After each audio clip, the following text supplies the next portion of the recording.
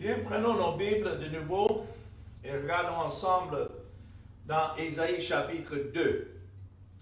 Et je voudrais reprendre à partir du verset 5 que nous avons déjà vu la dernière fois, mais que l'audio n'a pas marché, de pouvoir enregistrer le message et beaucoup m'ont demandé de revisiter ce passage pour que nous puissions cette fois-ci avoir l'enregistrement. Donc je reprends, mais au lieu de m'arrêter au verset 9 comme j'avais fait la dernière fois, nous allons jusqu'au verset 22 de ce passage. Je sais que c'est long, mais le tout fait un ensemble. Et le titre, encore, c'est « Marcher à la lumière du Seigneur ». Comme nous lisons ici dans le verset 5, « Maison de Jacob, venez et marchons à la lumière de l'Éternel ». Ici, nous avons un commandement, pas une invitation. L'Évangile n'est pas une invitation, c'est un commandement que nous adressons aux pécheurs. Et qu'il n'y a qu'un seul message, d'abord de venir. C'est Dieu qui lance cet appel aux pécheurs et marcher à la lumière de l'Éternel. Si quelqu'un veut se demander, mais qu'est-ce que la lumière de l'Éternel? La lumière de l'Éternel a été depuis l'éternité et a toujours le Seigneur Jésus. Voilà le titre qui est donné au Seigneur Jésus-Christ. Il y en a qui supposent que dans l'Ancien Testament, il s'agit de Dieu, et puis dans le Nouveau, il s'agit de Christ. Mais Christ est Dieu. Donc, partout dans l'Ancien Testament, où nous voyons ces termes, nous voyons dans le Nouveau Testament que tout cela s'applique au Seigneur Jésus. Donc, l'appel ici de marcher à la lumière, c'est de marcher en Christ. Oui, les prophètes de l'Ancien Testament avaient l'esprit de Christ en eux. Et donc, lorsqu'ils annonçaient l'appel aux pécheurs à l'époque, c'est toujours le même message. Depuis le début de la création jusqu'à la fin du monde, c'est Dieu le Père qui a ordonné à ce que tout l'honneur et la gloire reviennent à son Fils, le Seigneur Jésus-Christ. Donc, venir à la lumière. D'abord, il faut venir à Christ. Et ça, c'est l'œuvre de Dieu d'attirer à Jésus-Christ ceux qu'il a donné à son Fils depuis l'éternité. Pour qui Christ est venu dans le monde. Quand Christ est venu dans Jean chapitre 1, et il a annoncé qu'il était la lumière du monde. Voilà la lumière qui était prédite dans l'Ancien Testament, que lorsque le temps fut accompli, Christ est venu. Mais ceux de l'Ancien Testament n'étaient pas sauvés d'une autre manière que le Nouveau Testament. C'était par l'Esprit de Christ, révélant Christ en eux, qui sont venus à Christ et qu'ils marchaient à la lumière de l'Éternel, c'est-à-dire Christ. Donc, ceux qui marchent dans la lumière sont les personnes qui sont éclairées par l'Esprit de Christ et en qui Christ s'est révélé, même avant qu'il ne soit venu dans le monde en chair, mais son esprit était en eux pour qu'ils cherchent le salut en Christ et Christ seul. Toutes les images que nous voyons dans l'Ancien Testament, dans les sacrifices, dans les sacrificateurs et le tabernacle, l'autel, tout cela sont des symboles du Seigneur Jésus-Christ qui devait, au moment ordonné par Dieu, venir dans le monde et se révéler comme l'accomplissement de ces choses.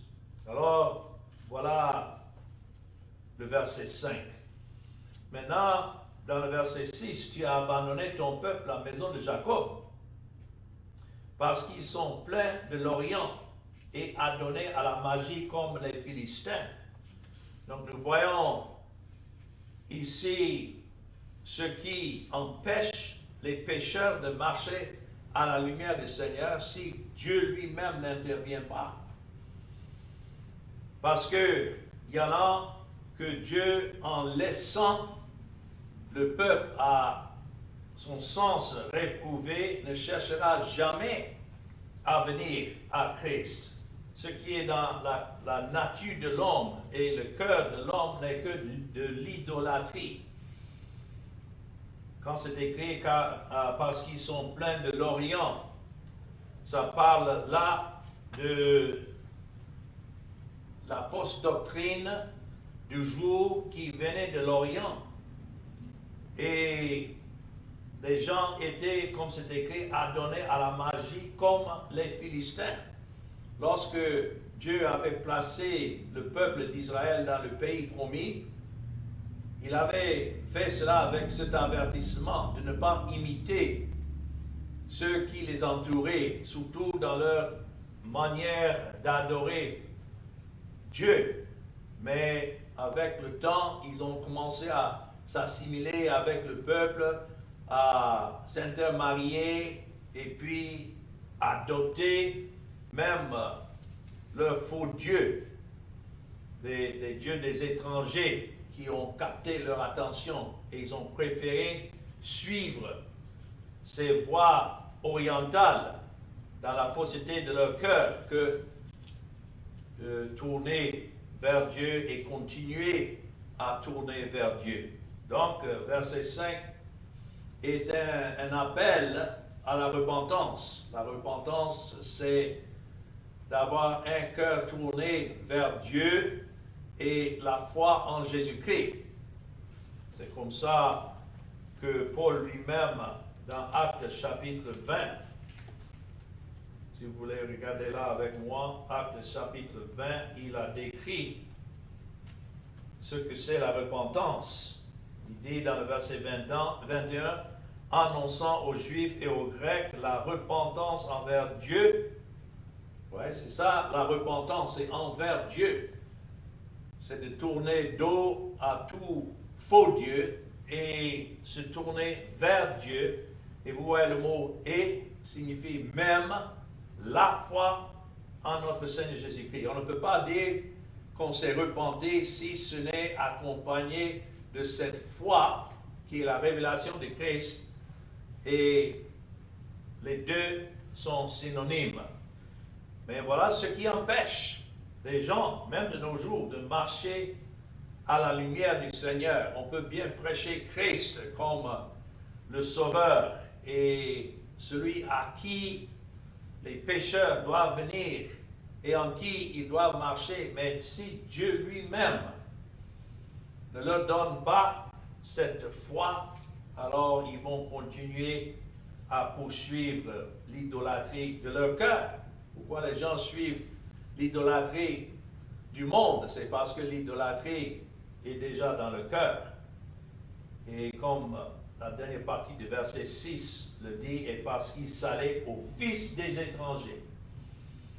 Voilà ce que la nature pécheresse fera chaque fois, comme ça a été dans la chute d'Adam. Au lieu de rester fixé sur l'arbre de vie qui était dans le jardin, ils ont trouvé que l'arbre de la connaissance du bien et du mal était préférable. Et en maintenant mangeant de ce fruit de cet arbre, voici le monde est tombé dans la condamnation à cause d'Adam.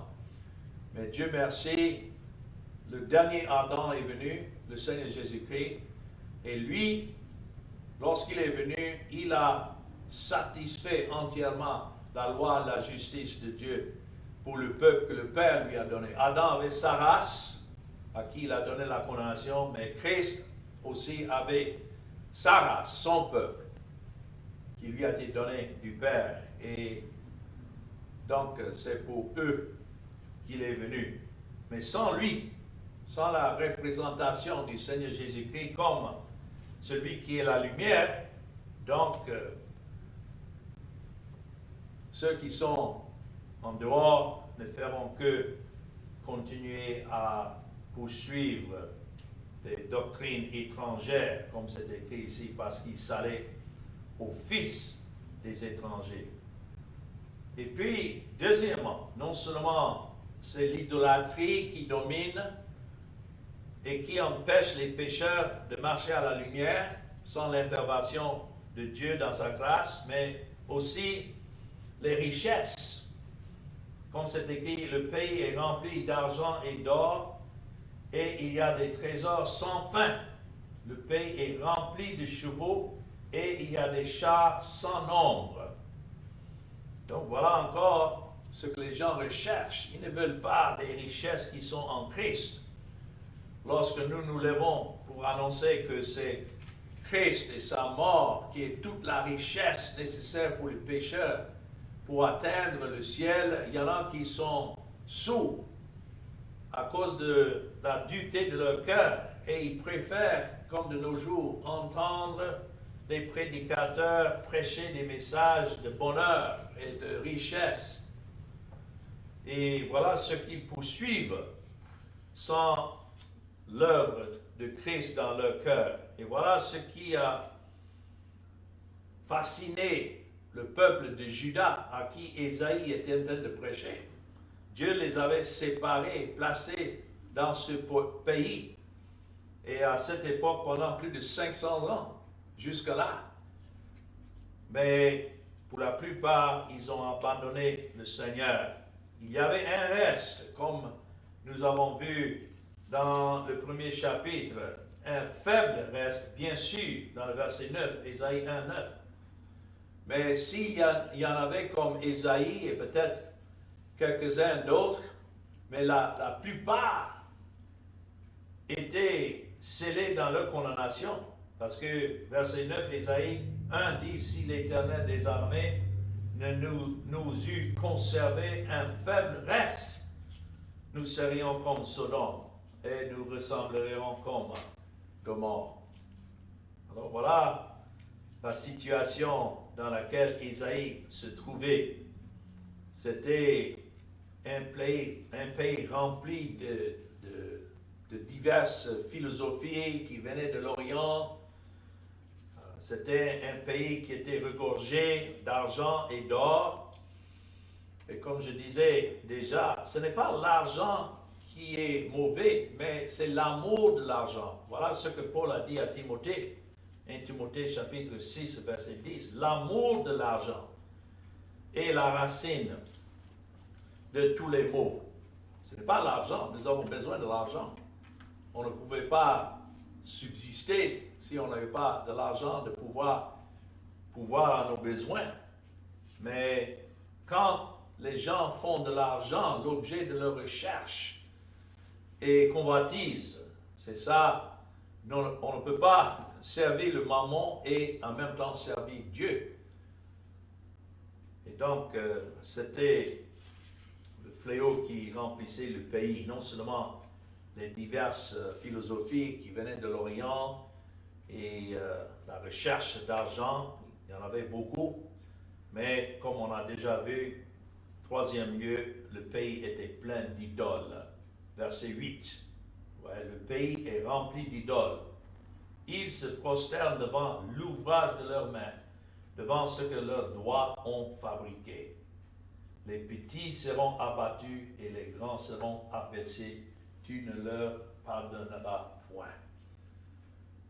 Il n'y a pas un message pour les gens que Dieu a déjà laissé à leur sens réprouvé et qui poursuivent, comme c'est écrit. On peut bien se demander, mais qu'est-ce qu'une idole? Une idole commence avec le mot idée. C'est l'idée que les gens se font en eux-mêmes et de ce qu'ils veulent maintenant poursuivre. Et ils préfèrent donner plus d'honneur, notons, à l'ouvrage de leurs mains devant ce que leurs doigts ont fabriqué, plutôt que de considérer que non, le salut vient de la main de l'Éternel. Ce n'est pas mes mains, mais c'est sa main. Et dans la personne de Christ, c'est son œuvre qui a accompli mon salut. Mais des gens ne veulent pas un message qui donne toute la gloire à Dieu. Et nous avons aujourd'hui, dans les différentes dénominations, plein de gens qui poursuivent une religion d'œuvre et d'ouvrage des mains des hommes et non pas l'œuvre de Dieu. Les gens préfèrent se prosterner devant un message qui leur donne la gloire. Et voilà beaucoup de prédicateurs qui sont prêts à faire cela. Quand les gens viennent les écouter, ils préfèrent élever en honneur l'homme et les hommes qui les écoutent et même les encourager de plus en plus à faire de plus grandes œuvres pour Dieu. Pourtant, ce n'est que la condamnation. Donc nous devons, par la grâce de Dieu, venir à Christ, qui est la lumière, et marcher en lui, et non pas nous prosterner devant les philosophies des hommes, ni être attirés par ce que les hommes veulent amener et ajouter à la parole de Dieu. La parole est simple, la parole de Dieu est claire. Il n'y a de pardon en dehors de Christ et son œuvre qu'il a accomplie pour son peuple. C'est pourquoi le verset 9 le dit bien, les petits seront abattus et les grands seront abaissés. Qui qu'il soit qui est en dehors de Christ et laissé à eux-mêmes, ils seront abattus et abaissés. Bien sûr, ici, dans le contexte, Isaïe est en train de préparer le peuple pour l'invasion de Nebuchadnezzar, de Babylone, et la destruction du temple et de la ville de Jérusalem à cause de leur idolâtrie. Ils ont abandonné la voie du Seigneur et le Seigneur les a également abandonnés. Et si tel est le cas, comme il dit ici, tu ne leur pardonneras point. Il y en a qui raisonnent que non, Dieu est amour, il ne veut pas condamner qui que ce soit, donc il est toujours là, à n'importe quel moment que quelqu'un veut se tourner à Christ, voilà, la porte est ouverte. Ce n'est pas ce que dit la Bible. Il y en a qui sont déjà scellés dans leur condamnation, dans leur incrédulité. Dieu les a abandonnés. C'est comme ça que c'est écrit dans le verset 6. Tu as abandonné ton peuple, c'est-à-dire ce peuple juif. Et donc tu ne leur pardonneras point. Ça, c'est vraiment un message sombre, mais néanmoins, ça fait partie aussi de l'évangile que nous avons annoncé. Bien sûr, le message d'espoir, c'est pour ceux en qui Dieu a révélé sa grâce en Jésus-Christ. Mais en même temps, nous devons avertir le reste que laissés à eux-mêmes, si Dieu n'intervient dans sa grâce, si Christ n'est pas mort pour eux, il n'y a pas de pardon. Maintenant, je voudrais, dans les suites des versets 10 à 22, voir avec vous les conséquences de ceux qui ne marchent pas dans la lumière. Voilà le lien avec ces versets que nous avons étudiés du verset 5 au verset 9. Et c'est écrit ici, entre dans les rochers et cache-toi dans la poussière pour éviter la terreur de l'Éternel et l'éclat de sa majesté. Vous voyez comment est décrit ici le jugement de Dieu. Et l'homme peut-être pense qu'il a une idée de ce que c'est la colère de Dieu, mais ici, Isaïe est en train de présenter cette réalité comme une situation que lorsque Dieu fait éclater sa justice et sa colère sur un peuple, quelle horreur! le mot utilisé là, c'est le mot terreur. Au début de ce chapitre 2, nous avons vu la gloire du règne de Christ qui devait venir établir dans ce monde. Mais cette deuxième partie ici décrit, comme nous avons vu, non seulement la corruption actuelle de Judas, mais ici les conséquences. Le péché a ses conséquences. Si Christ n'a pas payé la dette pour un pécheur, donc c'est le pécheur lui-même qui doit subir cette condamnation. Et donc, Isaïe, dans le verset 10, dit que lorsque Dieu fait éclater sa colère, son jugement, et encore dans le verset 10, il est en train de préparer le peuple pour le jugement que Dieu devait faire amener par Nebuchadnezzar et Babylone et la destruction de Jérusalem. Il y a un historien qui se nomme Joséphus qui a écrit toute une histoire d'Israël et il a eu à décrire dans cette histoire très détaillée les dégâts de la ville de Jérusalem à cette époque. Nous sommes en train d'essayer envisager, Isaïe envisage ce jugement comme la colère de Dieu qui devait tomber sur le peuple. Cela a été environ 587 ans avant Christ. Et puis, après les 70 ans qu'Israël a passé en Babylone, Dieu les a fait revenir dans le pays. Et même après ça, ils ont continué dans leur fausse voie jusqu'au temps de Christ. Il y avait le deuxième temple qui était reconstruit. Mais au temps de Christ, Christ lui-même a prononcé des jugements sur la ville. Et effectivement, dans l'an 70, Dieu a suscité cette fois-là, l'armée romaine qui est venue détruire le temple et la ville. Et jusqu'à aujourd'hui, le temple est en ruine. Dieu l'a ordonné ainsi parce qu'on n'a plus besoin d'un temple fait de main d'homme, parce que Christ lui-même est ce temple. Et tous ceux pour qui il est mort par son esprit, à travers la prédication de l'évangile, maintenant, il est en train d'appeler à lui-même, avec le même message que nous avons dans le verset 5, venez et marchons à la lumière de l'Éternel.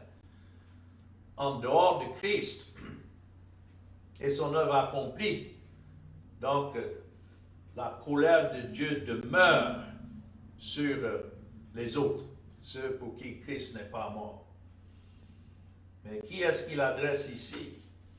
C'est écrit verset 11. L'homme au regard hautain sera abaissé, et l'orgueilleux sera humilié. L'Éternel seul sera élevé ce jour-là. Encore, dans le contexte historique, s'envisage ici le jugement que Dieu devait rendre par ce pays païen, Nebuchadnezzar et les Babyloniens. Mais aussi, on peut dire, ça décrit en quelque sorte le jugement final aussi, à la fin du monde. Quand Dieu prend des pécheurs qui sont opposés à Christ et pour qui Christ n'est pas venu et qu'il n'est pas mort. Il y en a qui disent qu'il est mort pour tous les êtres humains. Non. Il est mort pour ce peuple que le Père lui a donné. Et le reste, comme c'est écrit ici, sera abaissé. Et notons verset 11. L'Éternel seul sera élevé. Les gens ne veulent pas donner cette gloire à Dieu seul, mais le jour viendra où l'Éternel seul sera élevé. Soit en faisant grâce aux pécheurs qu'il a ordonnés au salut. Ainsi, l'homme au regard hautain est abaissé. Nous qui sommes les enfants de Dieu, par sa grâce, nous pouvons témoigner de cela. Il nous a abaissés. Et c'est lui seul qui est élevé dans nos cœurs. Mais on doit dire aussi dans le jugement, que ce soit dans le salut ou dans le jugement, c'est l'homme qui est abaissé, l'orgueilleux est humilié, et Dieu seul est élevé.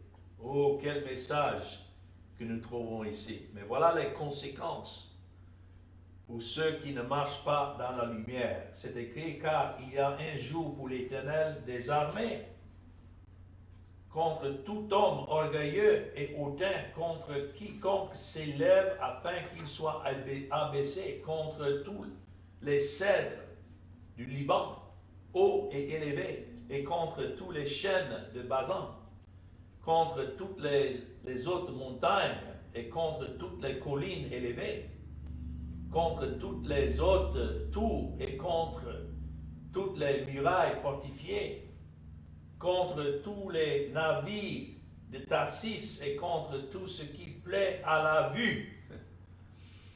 Voilà ce que l'homme poursuit, les choses qui plaisent à la vue. L'homme orgueilleux sera humilié et le hautain sera abaissé. L'Éternel seul sera élevé ce jour-là. Une fois encore, dans le sens historique, tout cela s'est passé lorsque Dieu a suscité l'armée babylonienne pour venir maintenant raser entièrement le temple et la ville qu'il avait établie. Mais maintenant, Dieu a déterminé complètement les détruire pour que les gens sachent que Dieu seul est Dieu. Les gens aujourd'hui prennent Dieu à la légère. Ils parlent de Dieu comme s'il est un ami qu'on peut appeler à côté à n'importe quel moment, il est là pour nous servir. Non. Dieu est un Dieu saint et juste et qui doit punir le péché. Si vous voulez savoir jusqu'à quel point Dieu punit le péché, il ne suffit même pas de regarder comment il a puni le péché du peuple d'Israël dans la destruction de Jérusalem, mais il faut aller jusqu'à la croix pour voir ce que Dieu a fait de son Fils. Si vous voulez une véritable vue de la colère de Dieu, il faut voir comment il a mis son Fils sur la croix et a versé sa colère sur son Fils qui était sans péché. Mais il l'a fait afin d'être le sacrifice, le propitiatoire, pour satisfaire à la justice de Dieu, afin que Dieu soit juste pour déclarer juste son peuple. Oh, quel salut, quelle œuvre de Dieu! Il a même abaissé son Fils. Et son Fils était obéissant jusqu'à la mort de la croix, afin de sauver des êtres pécheurs tels que nous sommes. Donc, sa sainteté n'est pas à prendre à la légère, ni notre propre péché. Et lorsque l'Esprit de Dieu révèle en nous la gloire de Dieu, certainement nos esprits, nos cœurs sont abaissés. Et nos regards sont tournés vers le seul qui a sauvé les pécheurs de leur péché, c'est le Seigneur Jésus-Christ. Voilà ce que c'est de marcher à la lumière. C'est d'avoir Christ révélé en nous, cette lumière révélée en nous. Et ayant cette révélation de Christ en nous, nous ne pouvons plus aller ailleurs. Et nous ne voulons plus aller ailleurs, parce que nous voyons que la gloire de Dieu est en lui. Mais pour tout autre, exactement comme Dieu a annoncé ici dans ces versets, concernant la destruction de Jérusalem et même les pays tout autour, quand ça parle des cèdres du Liban ou bien les chênes de Basan, c'était des paysages très beaux. Mais lorsque Dieu a suscité l'armée de Nebuchadnezzar venir, il a tout ravagé. Il n'a laissé rien qui poussait encore. Tout a été détruit par son armée, par le feu. Ce dont les gens auparavant avaient pris plaisir, comme certaines parties les pays où nous habitons, nous aimons aller pour le loisir et apprécier de beaux paysages, mais Dieu dit tout cela sera complètement détruit. Les tours, les navires, le Tarsis, c'était vraiment beau à voir, mais en fin de compte, lorsque Dieu a ordonné le jugement, tout cela est revenu à rien. Il dit dans le verset 18, toutes les idoles disparaîtront. Pourquoi? Parce que les idolâtres étaient enlevés du pays. Vous savez que le monde est très beau à voir. Et si seulement Dieu enlève les pécheurs de ce monde, ce qui reste, il n'y a pas de péché parce que le péché est dans l'homme. Pourquoi il y a le péché dans le monde? Parce que c'est dans le cœur des hommes qui sont nés de la postérité d'Adam. Donc, enlève le pécheur et les idoles disparaîtront. Donc, c'est pourquoi il dit toutes les idoles disparaîtront. C'est-à-dire, Dieu a fait en sorte, et c'est ça que Habakkuk a vraiment trouvé un peu difficile à comprendre, parce que comment Dieu peut-il susciter un pays idolâtre pour venir contre le peuple d'Israël et en même temps voir en cela sa justice. Mais nous savons que même pour les Babyloniens, lorsque Dieu a suscité ce royaume, c'était pour un temps. Et puis Dieu a baissé même les Babyloniens à cause de leur idolâtrie. Et un autre royaume, les Perses et les Mèdes, a été suscité pour vaincre Nebuchadnezzar et son royaume. Et ainsi de suite. Dieu est toujours contre l'idolâtrie et il juge selon son temps. Il y a parfois, nous imaginons que non, les choses sont si pires, pourquoi Dieu n'agit pas maintenant? Non, tout selon son plan, tout selon ce qu'il a ordonné. Mais en ce qui concerne les idolâtres, parce que oui, il y a des idoles, il y a des idolâtres. C'est écrit dans le verset 19, on entrera dans les cavernes des rochers et dans les profondeurs de la poussière pour éviter la terreur de l'Éternel et l'éclat de sa majesté. Même en cela, nous voyons que les hommes abandonnés à eux-mêmes ne chercheront jamais le véritable refuge qui est en Jésus-Christ. Où est-ce qu'ils ont fui? Dans les rochers, dans les cavernes, dans les profondeurs de la poussière pour éviter la terreur de l'Éternel et l'éclat de sa majesté. Où est-ce que nous avons fui, nous qui sommes les objets de la grâce de Dieu? Ce n'est pas dans les cavernes des rochers, ni dans les profondeurs de la poussière, mais c'est à Christ, comme les cités de refuge qui étaient construites pour que ceux qui étaient coupables pouvaient courir. Et il y avait dans chacune de ces villes, dans le temps de Josué, un souverain sacrificateur qui était là pour intervenir dans le cas de quelqu'un qui est rentré et poursuivi par des gens qui voulaient les faire mourir. Mais sans l'œuvre de Christ, sans cette lumière que Christ donne à son peuple, où est-ce que les gens vont fuir? Toujours à autre refuge. Voilà le point là. Et toujours pour éviter la terreur de l'Éternel. Où est-ce que les gens courent aujourd'hui? C'est dans les œuvres de leurs mains. C'est dans les cavernes des rochers, c'est dans leurs monuments, dans leurs bâtiments qu'ils ont construits au nom de Dieu. Et dans les profondeurs de la poussière, cela représente les œuvres de l'homme qui n'est que de la poussière. Et ils imaginent que en poursuivant par leur zèle la satisfaction avec Dieu, qu'ils peuvent éviter la terreur de l'Éternel, l'éclat de sa majesté, mais ce n'est pas un refuge. Dieu les poursuivra là où ils se cachent, n'importe quel faux refuge, que ce soit le faux refuge même de la profession de l'homme, ou de sa propre volonté. On entend parler de liberté. Voilà d'autres qui se cachent derrière leurs décisions, imaginant éviter la terreur de l'Éternel et l'éclat de sa majesté. Mais ce n'est qu'en Christ. Parce qu'en Christ, Dieu a voulu faire éclater sa majesté. Et il a placé le péché de son peuple sur Christ. Et Christ est mort, mais il n'est pas resté mort. Il est ressuscité et il est monté au ciel où il a assis. L'œuvre accomplie, c'est fini. Et là, il intercède en faveur de chacun que le Père lui a donné.